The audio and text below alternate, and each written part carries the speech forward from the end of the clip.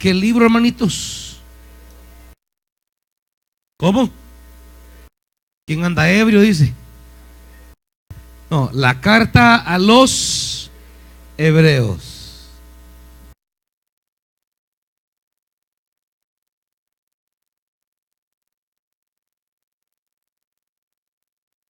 Bueno, es el nombre que se le ha dado a este documento, ya que no parece tener claro de manera específica su destinatario. Se le ha llamado a los hebreos porque el contenido refleja la presencia de una comunidad de creyentes muy, diríamos, muy instruidas en lo tocante al Antiguo Testamento. A diferencia de una comunidad gentil, donde Pablo escribe a una carta o cualquier apóstol escribe a una comunidad gentil, pues las referencias bíblicas son contadas. Sin embargo, la carta a los hebreos parece ser un comentario al Antiguo Testamento. Supone entonces que los destinatarios conocen ya las figuras, los temas, los símbolos, como por ejemplo el tabernáculo, la forma precisa en que el autor toma el tabernáculo y lo describe y va partiendo del tabernáculo para hablar de verdades espirituales tocante a Cristo, hace definir que sus destinatarios lo conocen. Una comunidad gentil pues no estuviera muy familiarizado con los detalles que el escritor especifica. Hay figuras muy definidas como Aarón, Moisés, Melquisedec, y qué decir de la lista de la llamada Héroes de la Fe del capítulo 11, que comienza a desarrollar de manera cronológica los diferentes personajes que en el Antiguo Testamento desarrollaron la fe en el Señor. Por tanto, la forma muy específica en que el autor asume que los destinatarios saben una cantidad de detalles, entonces se deduce de eso que los destinatarios son judíos o, como dice la carta, hebreos. Pero no judíos y hebreos en el sentido meramente religioso del término, sino que son hebreos que se han convertido a Jesucristo. Es decir, son judíos que han asumido la fe en Jesús de Nazaret. Son judeos cristianos. Son de gente que proviene del judaísmo, pero que han abandonado de alguna manera, no abandonado, pero han asumido, mejor dicho, han asumido la fe en Jesús como su nueva fe. Es la mezcla de su fe judía más la fe que hoy nace de Jesús de Nazaret. Entonces más bien serían judíos cristianos, judeo-cristianos los destinatarios. Y el problema es que están enfrentando los destinatarios están enfrentando una crisis de fe. Algunos están siendo sometidos a duras persecuciones. Destinatarios o parte de a quienes el autor escribe están sufriendo desprecios, expropiaciones, y algunos están flaqueando. Les está costando mantenerse fieles a Jesús, porque para ellos es un problema bien grande. La iglesia del primer siglo era una realidad bien compleja. No crean que era una cosa bien sencilla. La iglesia era una situación de mucho conflicto y habían rupturas. La iglesia, diríamos que es una gama. Imagínense, tenemos los judíos de Palestina, como Pedro, Jacobo, Juan. Judíos, muy ligados a toda la tradición de Israel, a toda la fe de Israel, a las costumbres de Israel y a la esperanza de Israel. Tenemos los judíos de la diáspora.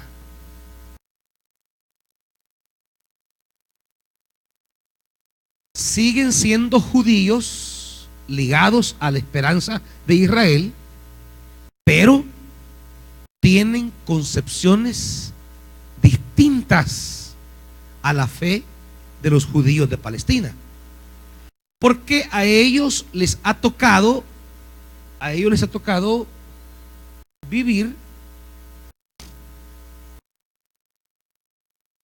en las naciones fuera de Israel.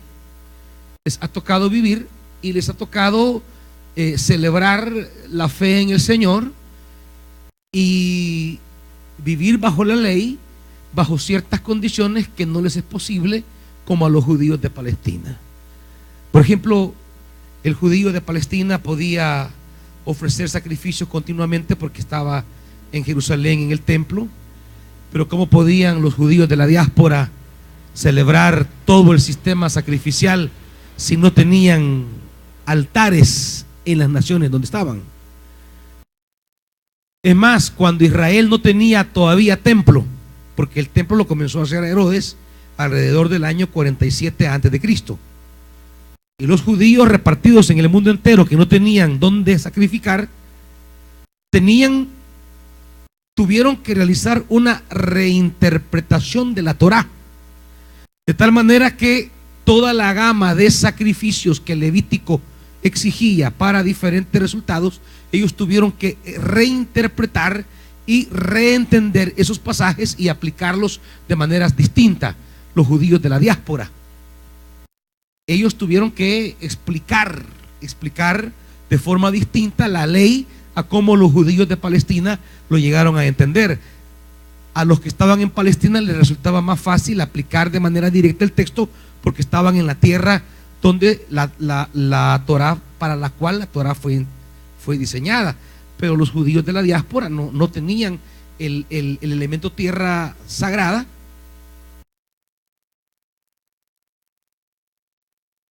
para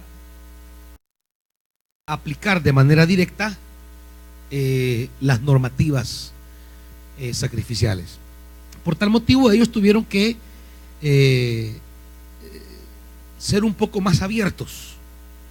De hecho, el contactarse con la cultura griega en todo el mundo greco-romano les hizo a ellos abrir sus fronteras religiosas y realizar algunos esfuerzos de sincretismo, es decir, de integrar la filosofía griega con la religión judía, cosa que en los judíos de la Palestina era inconcebible, pero para ellos pues lograron desarrollar una mente mucho más abierta. Estos judíos ya de por sí, aunque venían de una vertiente común, eran prácticamente dos judaísmos distintos. A eso agreguémosle, dentro de esta gama, agreguémosle al mundo gentil.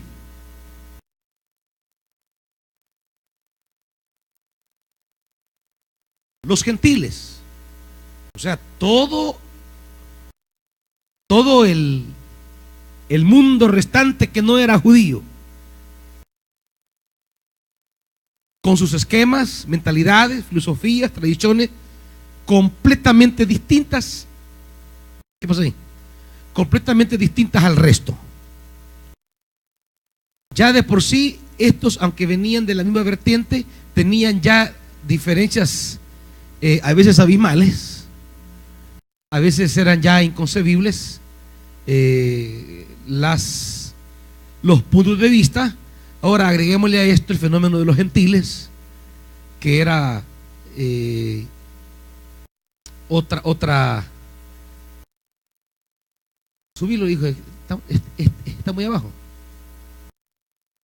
Que era todo otro mundo. ¿Y qué decir de los judíos de Palestina, que eran una gama, diríamos, de esto? Eran una gama de gente. Estaban los esenios, de donde parece provenir Juan y de donde, creo yo, Juan y Jesús heredan algunas concepciones. Los esenios son a quienes se les atribuye las ruinas de Qumran. Qumran son unas cuevas que están en Palestina, a unos 25 kilómetros de Jerusalén, en la zona del desierto, donde han sido encontrados en la zona de Qumran 11 cuevas. Y en esas cuevas hay una serie de documentos.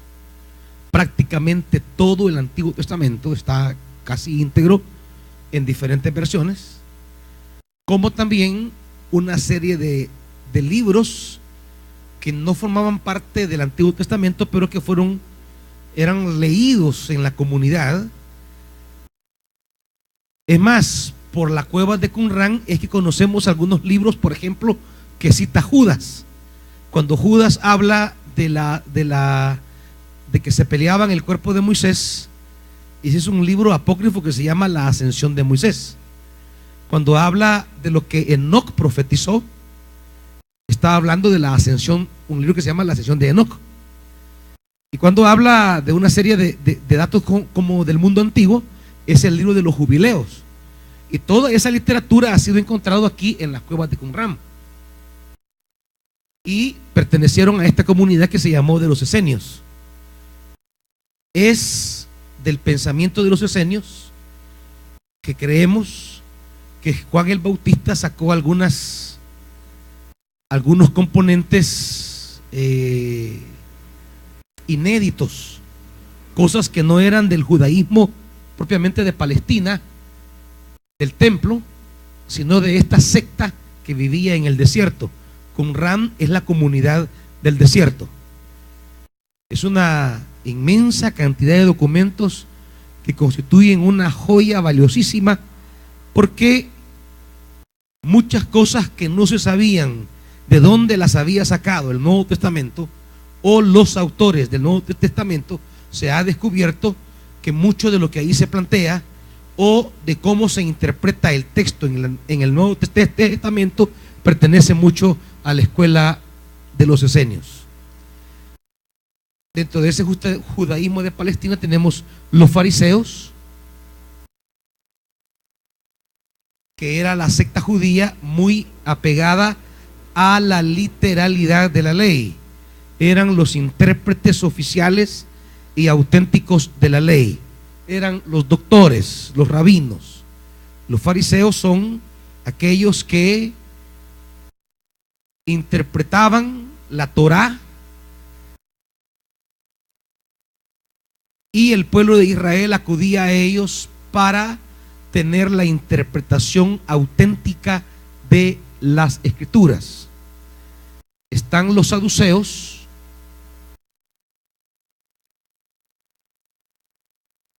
otra secta del judaísmo de Palestina, cuya prácticamente el sacerdocio de Jerusalén provenía de la secta de los saduceos. Los fariseos estaban más ligados a las sinagogas, porque en la sinagoga era que se estudiaba la ley. Los saduceos estaban más ligados al templo, eran prácticamente toda la casta sacerdotal del templo, y tenían diferencias teológicas con los fariseos. Por ejemplo, no creían en la resurrección y no creían en un montón de rigurosidades que los fariseos ponían. Tenemos dentro de esto los celotes o celotas, como la traducción de cada quien diga, que eran judíos con un celo por Dios, por la ley y por la tierra santa. De celo viene el nombre de celotas, o celotes. No es que es chino el que lo escribió, no, sino que viene de celo. El celo por la ley, el celo por la tierra santa. Y ante la invasión de Roma, ellos organizaban grupos armados para atacar esporádicamente guarniciones romanas, pero lo hacían inspirados desde una convicción de fe, ¿verdad? Tenemos los herodianos,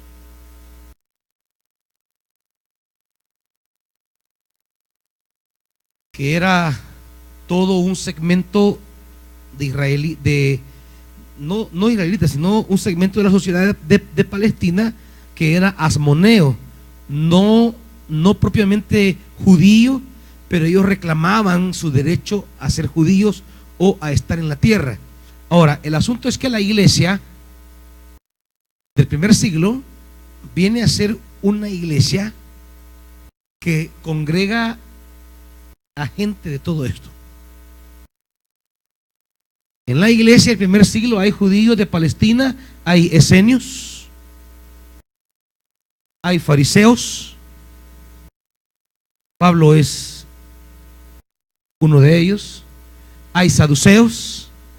Dice Hechos que muchos sacerdotes se volvían al camino, es decir, buscaban a Jesucristo. Hay celotas. En el mismo grupo de Jesús hay un Simón el celote.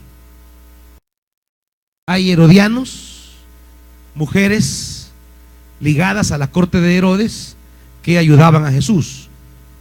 Hay judíos de la diáspora como el de Hechos 7, ¿cómo se llama? Esteban. Y hay gentiles, que poco a poco llegó a ser la mayor cantidad que se iba incorporando a la vida de la iglesia. La iglesia del primer siglo no era algo fácil, hermanitos.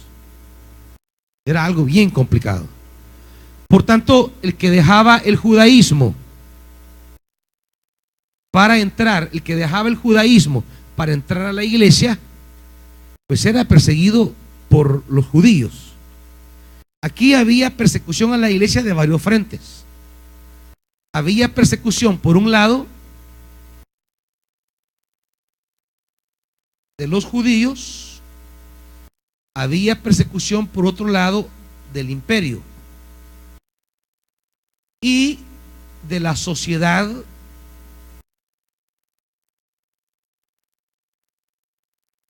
civil, digamos. A la iglesia la perseguían los judíos.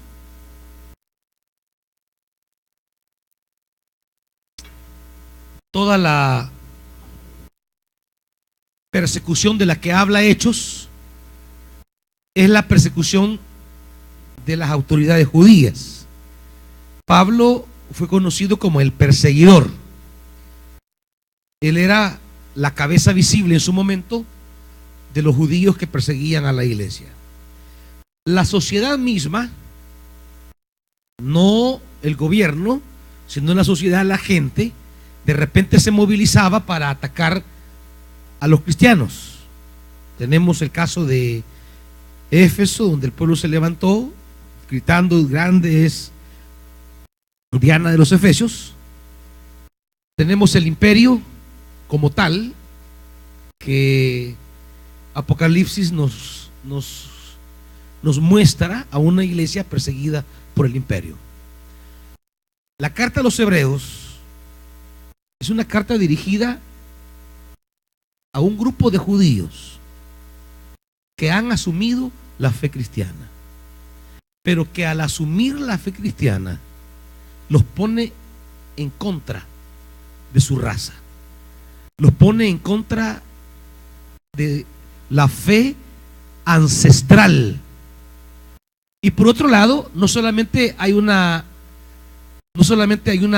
acoso de los judíos, una persecución de los judíos, sino que de alguna manera hay un extrañamiento por aquel sistema tan complejo de liturgia judía. ¿Por qué la liturgia cristiana resulta tan sencilla? Era una cosa tan no tenía la vistosidad, la pomposidad del culto judío. Era una liturgia humilde, sencilla, sin complejidades. Era una fe basada, digamos, en componentes actitudinales y no en componentes objetivos como lo era el culto del templo. Ser lavado con la sangre de Cristo es una experiencia espiritual, no es física. Pero en el templo había derramamiento visible de sangre. Y para la piedad popular, ver la sangre física manando el cordero y cubriendo los pecados es como más palpable, más tangible la experiencia de Dios que decir fuimos limpiados con la sangre de Cristo, pero no hubo una expresión simbólica de aquello, sino que era simplemente una declaración de fe que hacía la persona. Entonces el culto pomposo donde el sacerdote entraba una vez al año, aquella vistosidad, majestuosidad que tenía el culto judío era extrañada por algunos. Algunos deseaban de alguna manera retornar a esa pomposidad judía. A esta gente escribe este autor este documento que ha sido conocido con el tiempo, la Carta a los Hebreos. No sabemos ni quién lo escribió, ni precisamente a qué comunidad geográfica explícitamente le escribió. Originalmente se le atribuía a Pablo, pero claro, es imposible, no hay hoy día ningún autor serio, ningún intérprete formal de la Biblia le puede otorgar a Pablo este escrito, ya que es un escrito totalmente diferente a todos los documentos paulinos. Es un libro, se piensa tal vez que pudo haber sido escrito por Apolos, otros que fue escrito por Bernabé, algún personaje de la comunidad cristiana que venía del mundo del judío, del judaísmo, de la diáspora, por la manera en que va a utilizar una serie de frases que no pertenecen al mundo judío de Palestina, sino más bien al mundo filosófico. El autor entonces tiene el propósito de animar la fe de los creyentes. Quiere exhortarles a no volver atrás. Y hay una palabra clave en el libro.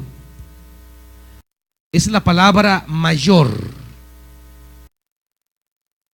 Es el término que se repite constantemente. Y lo que él dirá permanentemente en la carta es: Jesús es mayor que Moisés. Jesús es mayor que el templo. Jesús es mayor que Moisés. Su sacrificio es mayor que de los animales. Con la palabra mayor, que es la palabra que se va a repetir constantemente en la carta, el autor quiere decir a los creyentes: no pueden volver hacia una realidad inferior. Ustedes son partícipes de una realidad superior. Retroceder es bajar, es descender, es llegar a un nivel de inferioridad, es caer de lo mayor a lo menor. Por eso el autor hará una serie de comparaciones con símbolos y personajes que en la fe judía, en el Antiguo Testamento, son tan importantes. Pero el autor va a decir: si esto era importante en el Antiguo Testamento, Jesús es mayor. Si este símbolo era tan importante, Jesús es más. Si si este personaje era clave, Jesús es todavía más. Y con eso el autor quiere plantearle a la comunidad que no pueden volver atrás, porque volver atrás significaría descender a un nivel inferior al que ahora se encuentran. Es que esto es así, hermanos. Dejar a Jesús es descender. Dejar a Jesús es abandonar las alturas. Y solo basta ver la vida de uno o dos personas que usted conozca que hayan dejado el camino de Dios, y usted los va a ver que perdieron su nivel. Perdieron el lugar de donde Dios los tenía. Dejamos de servir a Dios, dejamos de seguir a Jesús, dejamos de poner nuestra vida en función de su llamado y nos desorientamos, nos perdemos, nos desubicamos, comenzamos a descender. Es que Él es mayor. Ninguna realidad es mayor que Él. Ninguna realidad humana, sea un hombre o sea una mujer, sea un trabajo o sea un negocio, sea una relación o una posesión, Jesús es mayor que todo. Dejarlo a Él para ir en pos de algo distinto a Él es bajar el nivel, es perder el lugar en el que la fe en Jesucristo nos ha colocado. Por tanto, lo que el autor va a exhortar es: Jesús, el Hijo, no podemos apartarnos. Y vamos a leer unas partes de la carta. De hecho, en el prólogo de entradita nos ha marcado ya la superioridad de Jesús sobre cualquier otro personaje en quien Dios nos haya hablado. Dice Hechos 1:1: Dios, que muchas veces y de varias maneras habló a nuestros antepasados. Ahí ya se define la identidad, diríamos, no biológica, sino étnica, diríamos, de los destinatarios, porque se dice habló a nuestros antepasados. Ya se habla de ese grupo de hombres que en el Antiguo Testamento recibieron la palabra de Dios, o sea, los judíos. Por tanto, no se le va a decir a un grupo gentil nuestros antepasados, porque ellos no son los antepasados de los grupos gentiles, pero sí son antepasados de los grupos judíos. Entonces, los destinatarios son hebreos. Que habló de varias maneras a nuestros antepasados en otras épocas por medio de los profetas. Ahora dice, en estos días finales nos ha hablado por medio de su Hijo. Es decir, ¿ha hablado Dios? Sí, pero hoy ha hablado de manera definitiva en la persona de su Hijo Jesucristo. Ya de entrada, ya planteó que si estimamos a figuras proféticas como Moisés, como David, como Abraham, porque todos estos son descritos como profetas en la Biblia, Isaías, Jeremías, Elías, todos los grandes personajes que eran voceros de Dios, dice el autor, ahora, por encima de todos ellos, Dios nos ha hablado por medio de su Hijo. Y comienza a describirlo. A este lo designó heredero de todo, y por medio de él hizo el universo. Aquí estamos hablando ya de categorías respecto a Jesús absolutas.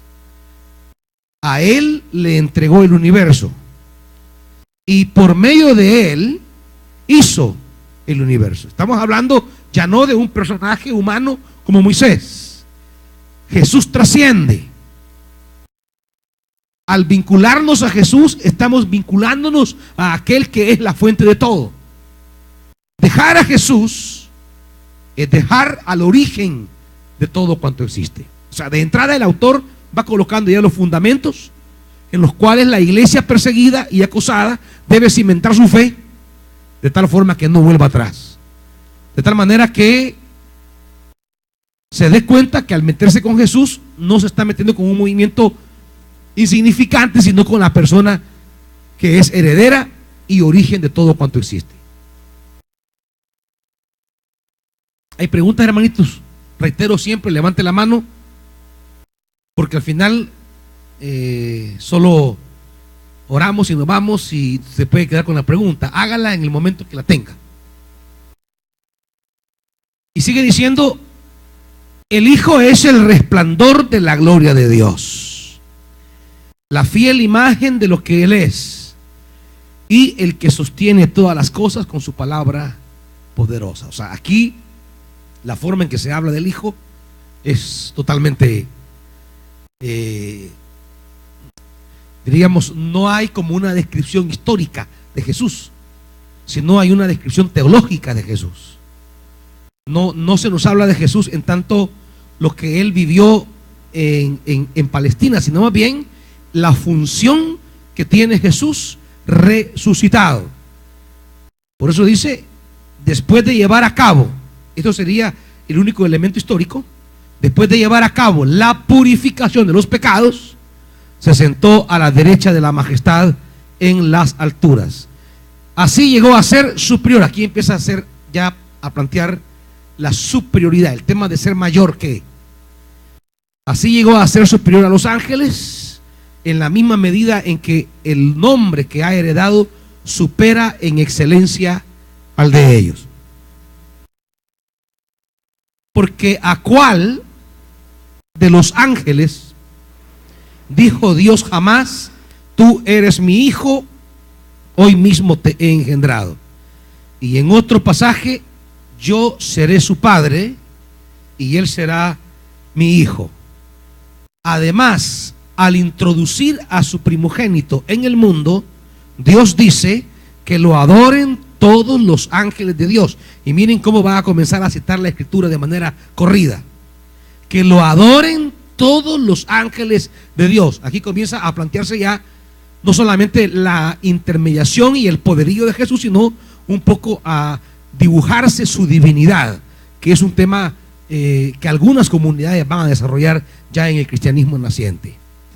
En cuanto a los ángeles, dice: Él hace de los vientos sus ángeles y de las llamas de fuego sus servidores. Ahora, mire esto, versículo 8 que viene, que ya traza con claridad la divinidad de Jesús.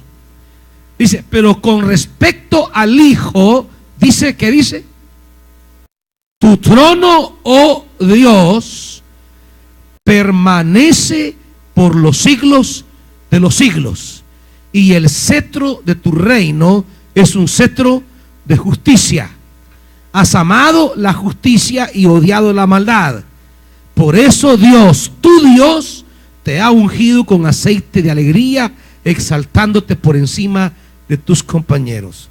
Del Hijo dice: tu trono, oh Dios. Hay una referencia directa de hablar acerca del Hijo en términos divinos.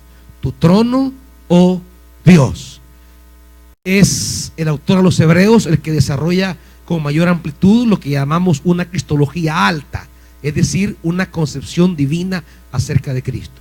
Porque no todos los documentos del Nuevo Testamento hablan de Jesús en términos divinos, porque los documentos del Nuevo Testamento representan diferentes comunidades del cristianismo naciente, y habían comunidades, sobre todo las que provenían del judaísmo de Palestina, las cuales no podían hablarle a Jesús en términos divinos, porque es inconcebible que un judío hable de Jesús como un humano en términos divinos. Pero sí lo es en judíos de la diáspora. Hay una apertura mental, y qué decir de los gentiles. Será Hebreos quien desarrolle una cristología alta. Ahora, después de haber hablado de Jesús como mayor que todo, el capítulo 2 viene ahora con la exhortación, y este es el mecanismo que va a usar, o el estilo literario que va a usar el autor para escribir toda la carta. Todo el capítulo 1 es, diríamos, una exposición doctrinal muy densa sobre la superioridad de Jesús, y luego el capítulo 2 del 1 al 4, es un llamado, una exhortación, y así va a ser el mecanismo. Primero viene una parte teológica, digámosla, llamémosle así en este momento. Viene una parte teológica, y de esa parte teológica se desarrolla una parte, se le llama parenética. Cuando oigan esta palabra en los libros que le he dado, ya nos van a andar preguntando qué significa. Significa exhortación. Viene una parte parenética, o sea, una parte de exhortación. Se expone una verdad teológica, una verdad de fe, y luego viene la consecuencia práctica de esa verdad de fe. Viene la exhortación basada sobre esa parte de fe. Ese es el esquema de Hebreos, así va a ir. Da una verdad teológica y luego un llamado, una exhortación. Teológica y algo parenético. Teológico y lo parenético. Bueno, hablando de eso, ¿cuántos bajaron ya los libros que subí a la página de la Escuela de Predicadores en Facebook? Subí 20 libros. Usted los puede bajar a su computadora, los puede imprimir y mandar a empastar. Hay gente que los deja bien bonitos, como que fueran originales, o solamente lo imprime y lo anda. Los libros, miren hermanos, los libros que les he dado son libros de profunda educación. Son libros no complicados, pero sí son carne. Lo que les he mandado no son folletitos, no son los libritos que venden de devocionales y tonteritas en la librería hoy día. No, son libros de verdad, reflexión seria, interpretación formal de la Biblia. Si no se ha metido y todavía no es miembro de la página Escuela de Predicadores, métase a Facebook y pida suscripción para que pueda acceder. Son 20 libros que he subido ahí, que están a disposición de ustedes. ¿Quién de ustedes ya empezó a leer esos manuales, hermanos? Levante la mano a alguien que ya empezó a leer eso.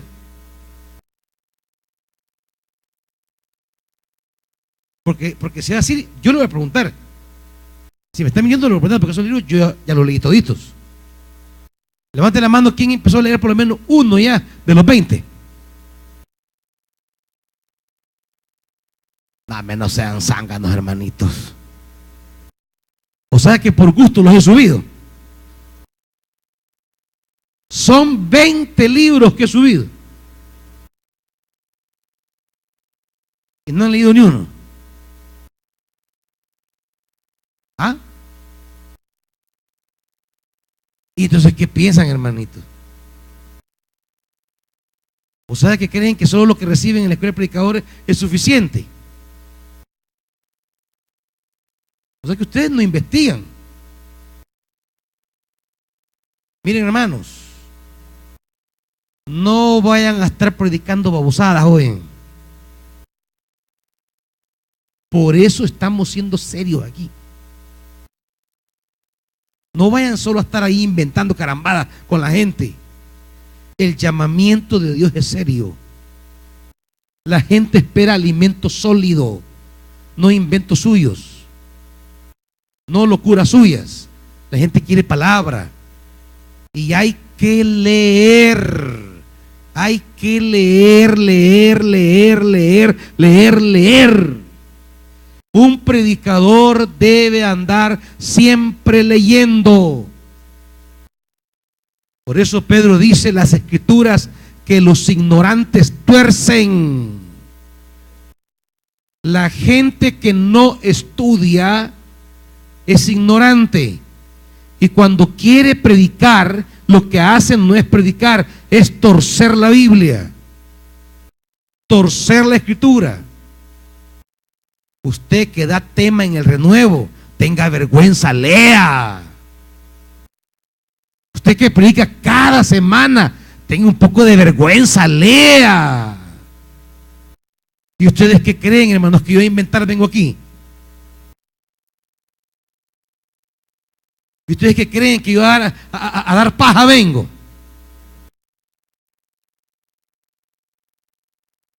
Y ustedes creen que todo el conocimiento que corre y se da, ¿y de dónde creen que ha salido?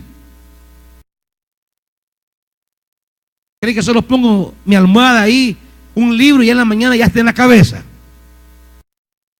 Deje esa carambada del Facebook celular y agarre un libro y lea, hermano. Vaya a bajar un libro. Baje un libro al celular y ándelo leyendo. Deje ya el diablo del Facebook y métase a leer. 20 libros de excelente calidad hay en la página de Escuela de Predicadores. El otro martes voy a preguntar al azar y me tiene que decir algo del primer libro que ya comenzó a leer. Me tiene que decir: sí, pastor, ya bajé de los 20 tal. Yo no le digo que va a leer los 20 ahorita, pero ¿hace cuándo se los puse, haraganes? Ya casi un mes y no ha bajado ni uno. Y no he empezado a leer ni uno. Y no era con la paja: ay, es que estaba hasta aquí en Renuevo. O sea que yo jodiendo andado. ¿Y ustedes creen que yo no ando leyendo?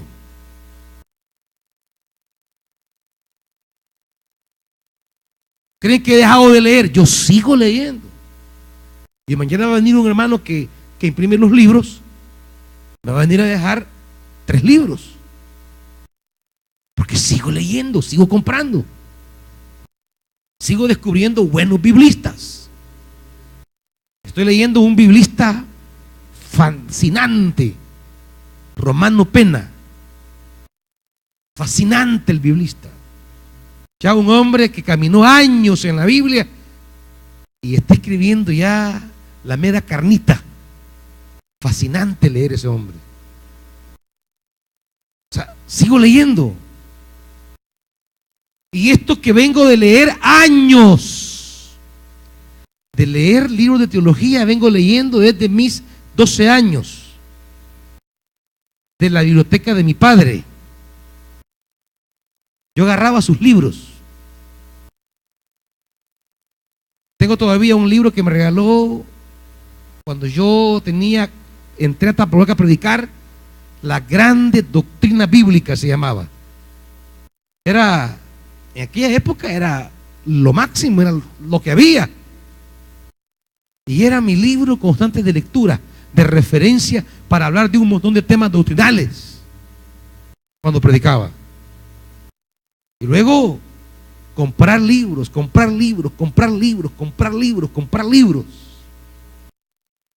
Cuando fui a España a estudiar, yo no le traje nada a Pablo David ni a la pastora. Yo traje 2 cajas llenas de libros.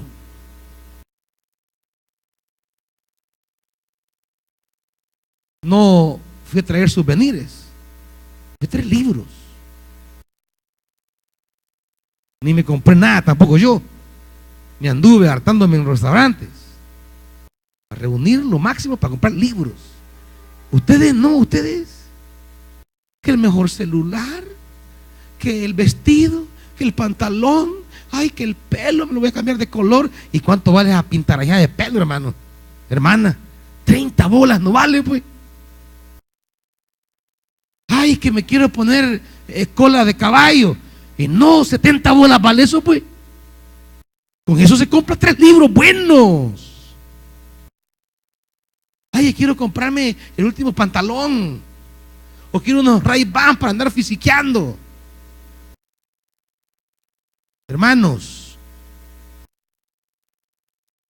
imprima un libro, comience a leerlo. 1, vea de los 20 temas cuál siente que le atrae más la temática de acuerdo a su dirección personal o lo que Dios le ponga o su necesidad. Bájelo, imprímalo, comience a leer.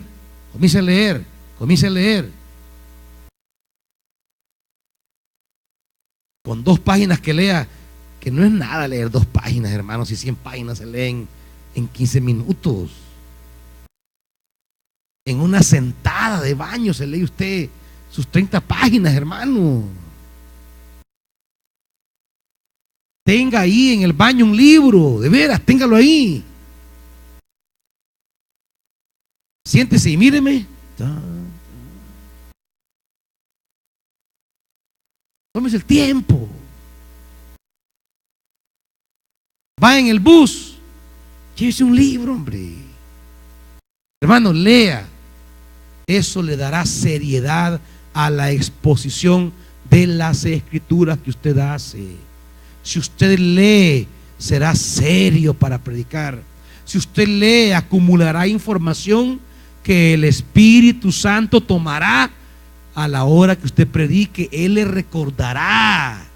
Pero ¿qué quiere que le recuerde el Espíritu Santo si no ha leído nada? La novela. Eso quiere que le recuerde. La película del 6. Eso quiere que le recuerde. No, hermanos. Lo que usted ha acumulado en la cabeza, eso es lo que le acordará el Espíritu Santo. Bueno, después de la parenética, de la haraganería,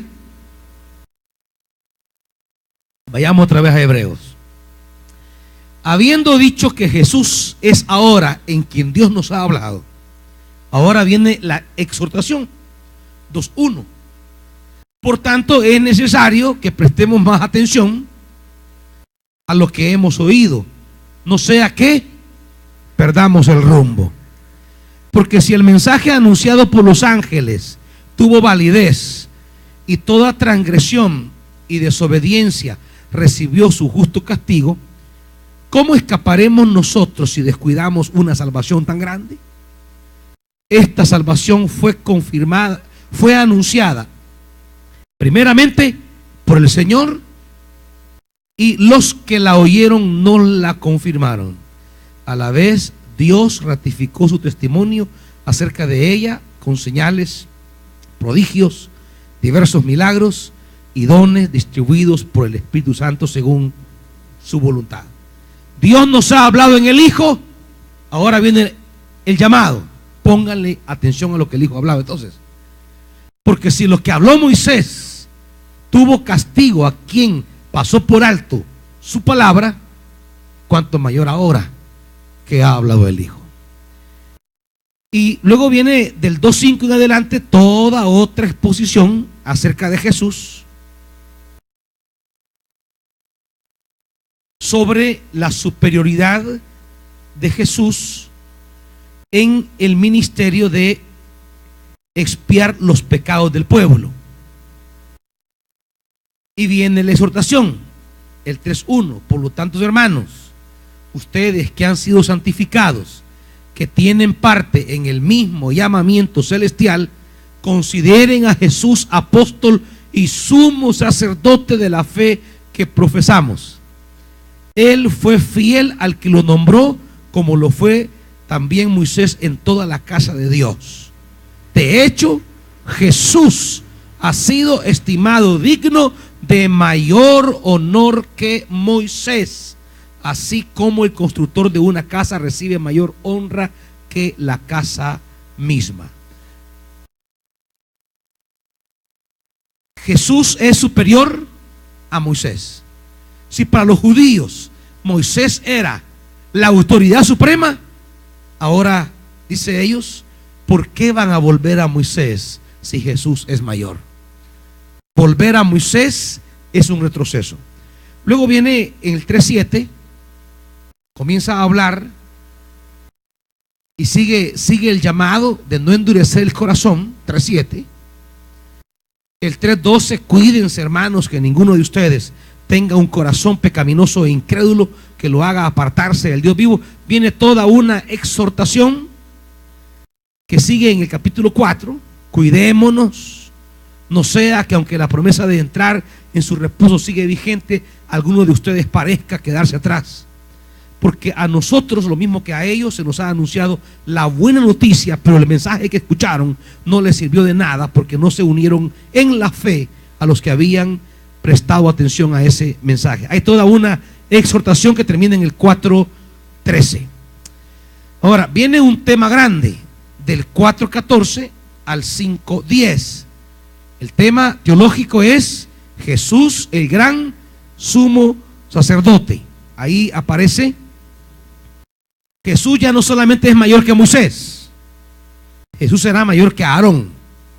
no solamente será mayor que Moisés en cuanto dar la Torá al pueblo, sino que ahora Jesús es mayor que el que oficia la limpieza de pecados, que es el sumo sacerdote en el templo. Y es lo que dice 5:1: todo sumo sacerdote escogido de entre los hombres, él mismo es nombrado para representar a su pueblo ante Dios y ofrecer dones y sacrificios por los pecados. Puede tratar con paciencia a los ignorantes y extraviados, ya que él mismo está sujeto a las debilidades humanas. Por tal razón se ve obligado a ofrecer sacrificios por sus propios pecados, como también por el del pueblo. Nadie ocupa ese cargo por iniciativa propia, más bien lo ocupa el que es llamado por Dios, como sucedió con Aarón. Tampoco Cristo se glorificó a sí mismo, haciéndose sumo sacerdote. Díganle, por favor, esta gente que se cae, que está aquí en cafetín, no sé quién está hablando ahí, que se caen, vos. Andame en casa.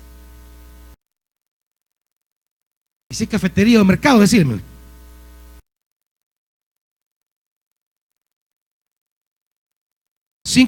Tampoco Cristo se glorificó a sí mismo haciéndose sumo sacerdote, sino que Dios le dijo: tú eres mi hijo, hoy mismo te he engendrado.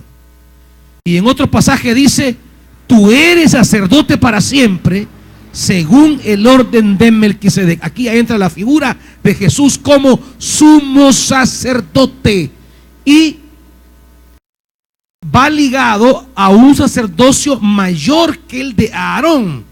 Va ligado a un sacerdote que hasta hoy ha sido en el Nuevo Testamento ignorado, desconocido, pero que Hebreos lo pone en la palestra: el sacerdote Melquisedec.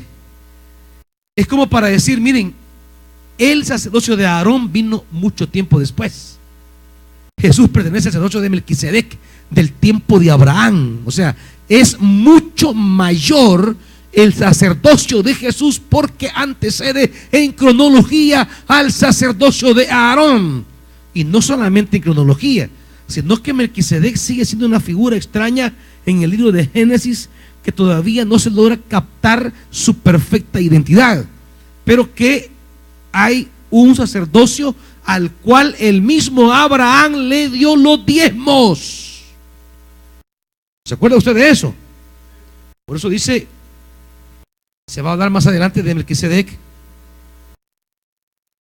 Pero al terminar esta parte doctrinal, llega el 5:11, la parte exhortativa. Sobre este tema tenemos mucho que decir, aunque es difícil de explicar, porque a ustedes, como que los conocía, miren hermanitos, porque a ustedes lo que les entra por un oído les sale por el otro. Este quizás no es a los hebreos, a los de Betania, creo yo. En realidad, a estas alturas ya deberían ser maestros, y sin embargo necesitan que alguien vuelva a enseñarles las verdades más elementales de la palabra de Dios. ¿Por qué? Porque no leen. Ahí están los libros y no leen. Hay toda una exhortación que va hasta el 6:12, y termino con el 6:12, la exhortación, no la clase, sino que la exhortación, y por eso creo que los conocen. Mira, dice: no sean ¿qué? No seamos, digan hermanito. Señor, que no sea yo perezoso, que baje ese libro, que lo comience a leer. Imiten a quienes por su fe y paciencia heredan las promesas. Termina la exhortación con el tema de las promesas, y parte de la promesa arranca del término promesa para hablar ahora de la teología de la promesa. 19. Cuando Dios hizo la promesa, y aquí viene toda una teología acerca de la promesa de Dios y de cómo esa promesa se cumple en la persona de Jesús. El 6:20, hasta donde llegó el precursor Jesús, entró por nosotros, llegando a ser sacerdote para siempre, según el orden de Melquisedec. Y aquí viene a hablar de Melquisedec, viene toda una exposición tremenda de Jesús como sacerdote. Capítulo 7. Este Melquisedec, cuyo nombre significa rey de Salem y sacerdote del Dios Altísimo, salió al encuentro de Abraham, que regresaba de derrotar a los reyes, y lo bendijo. Abraham a su vez le entregó la 10ª parte de todo. El nombre Melquisedec significa en primer lugar rey de justicia y además rey de Salem, esto es rey de paz. No tiene padre, ni madre, ni genealogía, no tiene comienzo ni fin, pero a semejanza del Hijo de Dios permanece como sacerdote para siempre. Consideren la grandeza de ese hombre, dice, fíjense bien, a quien nada menos que el patriarca Abraham dio la 10ª parte del botín. Ahora bien, los descendientes de Leví que reciben el sacerdocio tienen por ley el mandato de cobrar los diezmos del pueblo, es decir, de sus hermanos, aunque estos también son descendientes de Abraham. En cambio, Melquisedec, que no era descendiente de Leví, recibió los diezmos de Abraham y bendijo al que tenía las promesas. Es indiscutible que la persona que bendice es superior al que recibe la bendición. Es para hablar que el sacerdocio de Jesús está en otro nivel. Y luego sigue hablando de la semejanza de Jesús con Melquisedec. Luego el capítulo 8, aquí sigue toda la parte teológica, habla del nuevo pacto, recoge toda la teología del pacto de Jeremías, y luego entra al 9 a hablar del tabernáculo, en el cual la sangre de Cristo es el componente fundamental del perdón de pecados en el nuevo tabernáculo. Y se habla de la sangre de Cristo y del poder de su sacrificio para perdonar pecados hasta el 10:18. Es la parte doctrinal más densa que tiene la carta a los Hebreos, desde el 7:1 hasta el 10:18. Y luego viene la parte parenética, o sea, exhortación. Así que mediante la sangre de Jesús tenemos entrada y tenemos plena libertad para entrar en el lugar santísimo por el camino nuevo y vivo que Él nos ha abierto. 22. Acerquémonos pues a Dios con corazón sincero. 23. Mantengamos firme la esperanza que profesamos. Preocupémonos los unos por los otros. 25. No dejemos de congregarnos como acostumbran a hacerlos algunos. 26. Si después de recibir el conocimiento de la verdad pecamos obstinadamente, ya no hay sacrificio por los pecados. Aquí es el pasaje que algunas iglesias toman para decir que ya no hay reconciliación. El autor no está hablando nada de eso. El tema no es si hay reconciliación o no, ese no es el tema. Lo que el autor viene diciendo es: si alguien después de recibir la verdad peca obstinadamente, es decir, rechaza el sacrificio de Cristo como camino de perdón, ¿qué le queda? O sea, si alguien no reconoce la sangre de Cristo, si alguien ha recibido la verdad, y la verdad es todo lo que Él ha expuesto, y lo que Él ha expuesto es que el único sacrificio que quita los pecados es la sangre de Cristo. Pero si yo vuelvo atrás, he recibido la verdad, pero dejo la verdad y vuelvo atrás, abandono la sangre de Cristo, ¿qué tengo? ¿Qué me queda? Es decir, si rechazo obstinadamente el sacerdocio de Jesucristo, ¿qué me queda? Ya no queda remedio, ya no hay salida. No está hablando que no hay reconciliación, ese no es el tema. El tema es que si alguien obstinadamente da la espalda a la verdad que acaba de exponer y piensa encontrar perdón de pecados en los corderos, en las ovejas, está muerto, está frito, está perdido. Si dejo la verdad, peco obstinadamente contra la sangre de Cristo, entonces ya no tengo salida. Porque solo la sangre de Cristo es la que limpia de los pecados. Y si yo desciendo y bajo, dejo a Cristo por seguir a Moisés, dejo el tabernáculo celestial por seguir el tabernáculo terreno, es decir, dejo la cruz por andar siguiendo costumbres judías que tengo, ya no me queda nada. ¿Estamos, hermanitos? Luego en el capítulo 11 es toda la lista de hombres llamados héroes de la fe, gente que en el Antiguo Testamento vivió su existencia por la fe.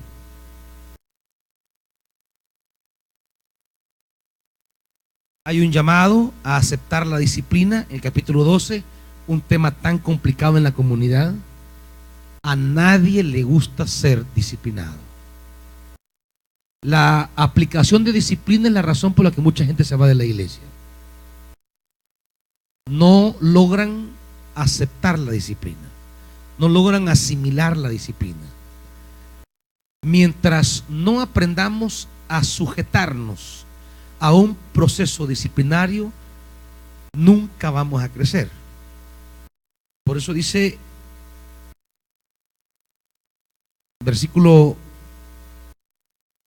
5 del 12: y ya han olvidado por completo las palabras de aliento, oigan bien, que como a hijos se les dirige.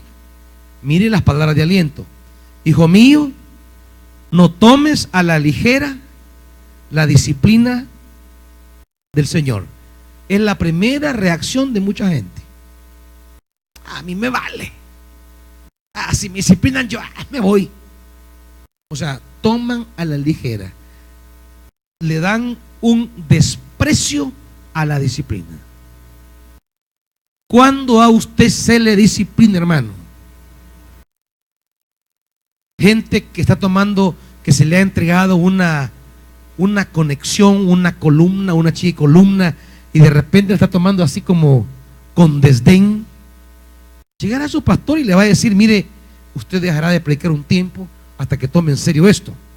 Hay quienes agarran crisis con eso y la ven con rechazo, la ven con arrogancia, la ven con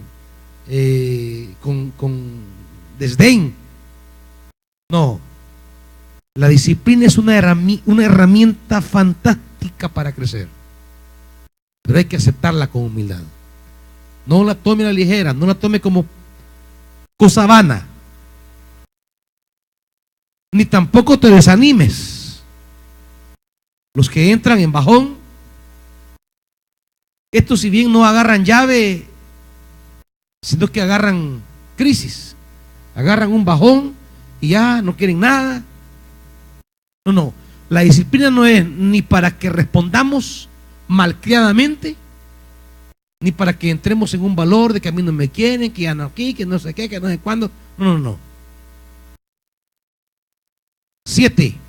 Los que soportan es para su disciplina, pues Dios los está tratando como a hijos. ¿Qué hijo hay a quien el padre no disciplina? Si a ustedes se les deja sin la disciplina que todos reciben, entonces son bastardos y no hijos legítimos.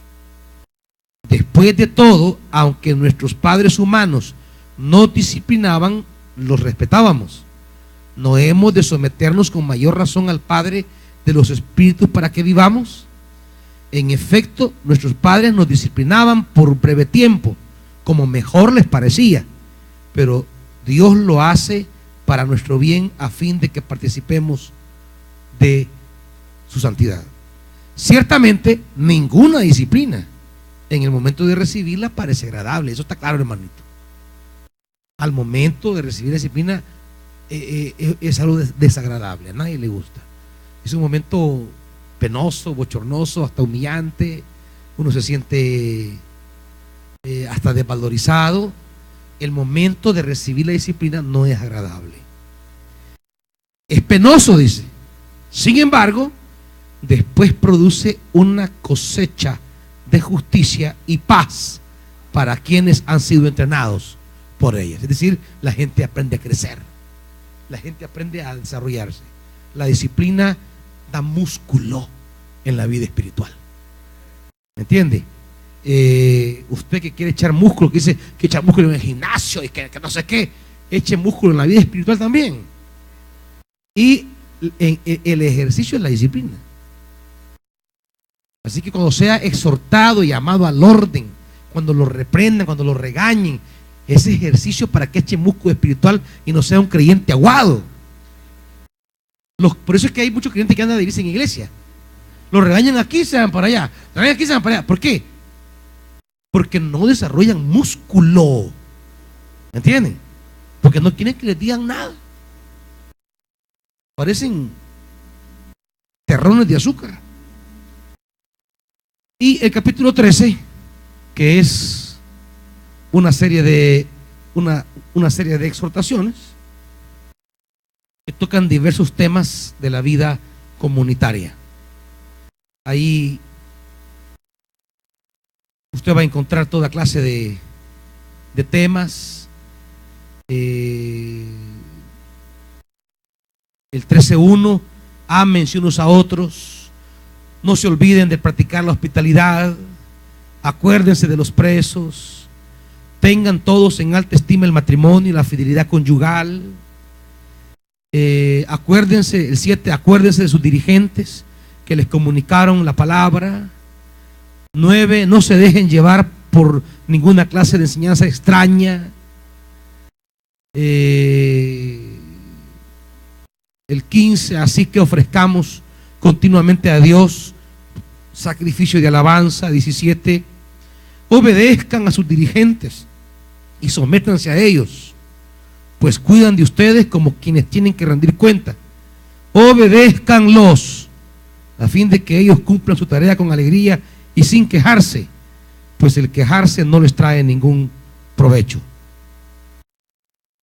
20, el Dios que da paz levantó de entre los muertos al gran pastor de las ovejas, a nuestro Señor Jesús, por la sangre del pacto eterno, que Él los capacite en todo lo bueno para hacer su voluntad, y que por medio de Jesucristo Dios cumpla en nosotros lo que le agrada. A Él sea la gloria por los siglos de los siglos. Amén. Bien, esta es la carta a los hebreos. Pónganse de pie, hermanitos.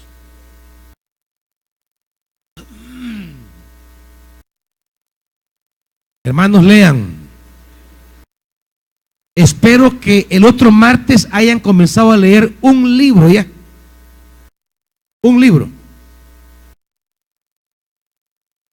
Yo quisiera que lo llevaran ya a la mitad por lo menos. O qué decir que lo hayan leído ya. Pero con que lo hayan comenzado a leer. Porque me digan, pastor, yo he leído 30 páginas del libro tal. Y yo les voy a preguntar para ver si es cierto. ¿Estamos? Padre, predicar tu palabra es un acto. En tu palabra mi fe descansará.